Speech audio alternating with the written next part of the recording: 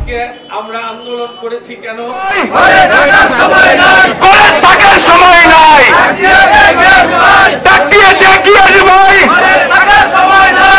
যদি জিজ্ঞেস করা হয় উত্তর তো একটাই হবে যে শেখ হাসিনা তিনটি নির্বাচনে জনগণের ভোট অধিকার হরণ করে নিয়েছিল, গণতন্ত্রকে ধ্বংস করেছিল। সেই কারণে আমরা ফ্যাসিস্ট শেখ হাসিনার বিরুদ্ধে আন্দোলন সংগ্রাম করেছি। এই আন্দোলন সংগ্রামে শেখ হাসিনার পতন হয়েছে। শেখ হাসিনা তার সঙ্গী সাথীদের নিয়ে পালিয়ে গেছেন। যাওয়ার পূর্বে দেশের যতগুলা উল্লেখযোগ্য শাসনতান্ত্রিক প্রতিষ্ঠান রয়েছে সেই প্রতিষ্ঠানগুলোকে ধ্বংস করে দিয়ে গেছে।